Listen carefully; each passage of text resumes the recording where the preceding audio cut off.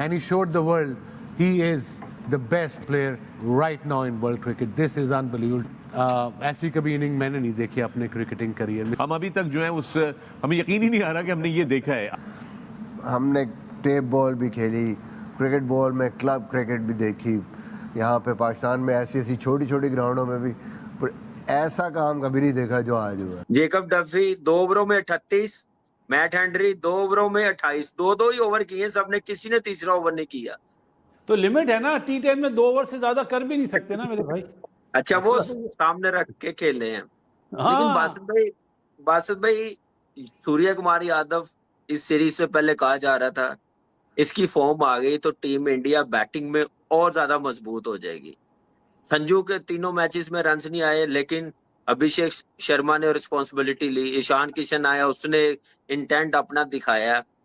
संजू भी रन्स कर गया तो क्या होगा टीमों का. फिर 7 ओवर में बनेंगे रन्स, ये 150.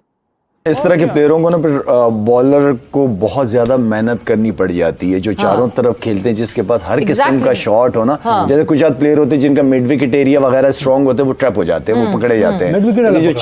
जो चारों तरफ खेलने वाले प्लेयर होते हैं ना, उनको बॉलर्स को बड़ा टफ टाइम मिलता है. कैसे डिकोड किया जाए, मतलब कैसे पता चले. आप वो अंदाजा लगाया, ऑफ स्पिन के अगेंस्ट इसका सबसे कम स्ट्राइक रेट है 155. ओके 155. हाँ, बाकियों को तो 200 के करीब तो वैसे उसका स्ट्राइक रेट. हाँ, वो मैनेज कैरियर स्ट्राइक. वो बहुत जबरदस्त बैटिंग है और मैं समझता हूँ कि ये इसी तरह ही चलता रहा और आगे सीखता रहा, जैसे बाकी प्लेयर्स सीखते हैं दूसरी कंट्रीज के और वो अपनी गेम को इम्प्रूव करते हैं. ये तो बहुत मुश्किल डाल देगा किसी भी बॉलिंग साइड को.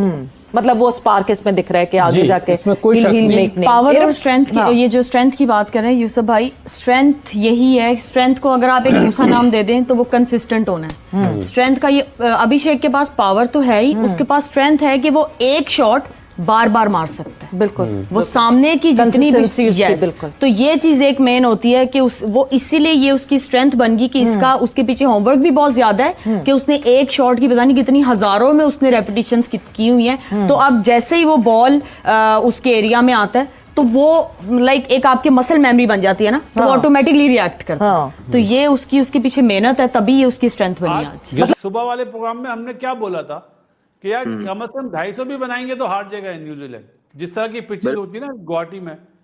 लेकिन ये तो बिल्कुल ही इंडिया की क्लास बिल्कुल डिफरेंट हो गई है.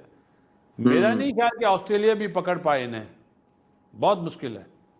इन इंडिया बहुत मुश्किल है T20 क्रिकेट में. बाकी क्रिकेट में टेस्ट मैच में भी मुश्किल मुझे लगता है, वनडे में पकड़ सकते हैं, लेकिन T20 और टेस्ट मैचेस में इंडिया में ऑस्ट्रेलिया के लिए भी मैं समझता हूँ बड़ा मुश्किल है. जो हम कह रहे हैं कि सेकंड बेस्ट टीम दुनिया की कही जा रही है, ऑस्ट्रेलिया के लिए भी आसान का मैच नहीं होगा इंडिया के साथ खेलना अभी इस वक्त जिस फॉर्म में है इंडिया की टीम. एक बस भाई दूसरा एक वर्ल्ड कप में ना डिफरेंट प्रेशर भी होता है, डिफरेंट गेम भी होती है. ये सीरीज ये बच्चे प्रेशर लेने वाले नहीं है यार, ये अपने लिए खेलते नहीं है ना कामी. जो अपने लिए खेलेगा वो प्रेशर लेता है. बिल्कुल सही कह रहे हैं. और इस टीम में टीम वर्क बहुत है, एक दूसरे को सपोर्ट बहुत है, जो एंगल कोई नहीं है, और क्लैरिटी के साथ खेल रहे हैं कि हमने हमारा रोल क्या है, टीम में हम खेल क्यों रहे हैं.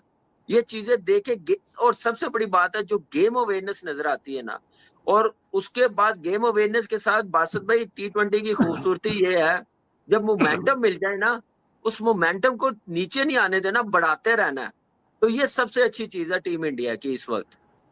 कामी मैंने जो एनालिसिस करे ना, मुझे ऐसा लगता है कि इन्हें किसी के आउट होने से अफसोस नहीं है कि कोई आउट हो जाए, डजंट मैटर. जो जाएगा उसको एक विजन दिया हुआ कि भाई हमारी ये फॉर्मेशन है, हमने इस तरह खेलना है. बिल्कुल सही कह रहे हैं. सारे जो पिलर्स हैं ना वो टिक कर रहे हैं, सारे पिलर्स टिक कर रहे हैं, चाहे वो बॉलर्स हो चाहे वो बैटर्स हो. ये इनकी जीत का राज है. क्लैरिटी और कॉन्फिडेंस. क्लैरिटी से कॉन्फिडेंस आता है. ठीक, राइट. देखें Abhishek Sharma 16 matches 535 runs, average 33.43 का, स्ट्राइक रेट 193.84 का. क्यों है ऐसा? नहीं है कि हमारे प्लेयर्स नहीं खेल सकते, हमारे भी खेल सकते हैं. जो हम टैलेंट की बात करते हैं, टैलेंट जरूर है. अब टैलेंट को कॉन्फिडेंस कैसे दोगे? कॉन्फिडेंस दोगे उसे क्लैरिटी देके, लेकिन अगर उसे यही नहीं पता कि उसने 2 मैचेस के बाद तीसरे में होना है कि नहीं होना, तो उसका बेस्ट आपने निकालना है ना। हमारा सिस्टम आपके यंगस्टर का बेस्ट नहीं निकालता, हमारे जो पुराने वाले हैं उनका बेस्ट नहीं निकालता। उनको जो है कभी किसी सीरीज से साइड पे कर देते हैं बगैर कोई जवाब दिए हुए, बगैर बात किए हुए। यंगस्टर्स के साथ भी ऐसा ही होता है। तो जो आप में स्किल है, जो नेचुरल स्किल है, वो तो आपकी बेस्ट बाहर निकल ही नहीं सकती, क्योंकि आप एक चीज से बैटल नहीं कर रहे जो आपने ऑपोजिट टीम के अगेंस्ट जाके खेलना है, उससे बैटल नहीं कर रहे। आप तो अपने वही मेंटल, आपकी स्टेट ही ऐसी है कि आप ये कह रहे हो मुझे बाहर ना बिठा दें, मुझे कुछ बोला नहीं इन्होंने। तो वहां पे बहुत ज्यादा फर्क आता है। तो इस चीज में आना बहुत जरूरी है। इस चीज में हमें बहुत सारी इंप्रूवमेंट की जरूरत है कि क्लैरिटी, तभी आप क्लैरिटी सिर्फ ये नहीं है या जाओ भाई जाके धो दो जाके, ऐसा नहीं है। कपड़े नहीं है जो धो दो जाके वहां पे पूरा सारा प्रोसेस चाहिए। मैं सॉरी आपको काट रहा हूँ, मैं मिर्जा भाई और शेब भाई की बात में 1-2 चीज़ें ऐड करना चाहता हूँ। ये बात कर रहे हैं ना टेक्निक की और टैक्टिकली। ये टैक्टिकली आप उसकी कोचिंग करते हैं जब आप एस्टेब्लिश प्लेयर हो जाते हो। पहले इनिशियली आपको टेक्निक पे काम करना पड़ता है। हमारे यहाँ पे क्या है, अनफॉर्चुनेटली जब हमारा कोई प्लेयर स्टैब्लिश हो जाता है, वो पीछे उनकी हज़ारों लाखों दफ़ा रिपीटिशन हो जाती है, उसके एक्शन पे काम करते हैं या उसके बैटिंग पे काम करते हैं, या जब वो पाकिस्तान टीम में आता है तो उसके एक्शन पे या उसके टेक्निक पे काम करते हैं। हमारी जो सबसे बड़ी गलती है हमारे डोमेस्टिक सर्किट पे है।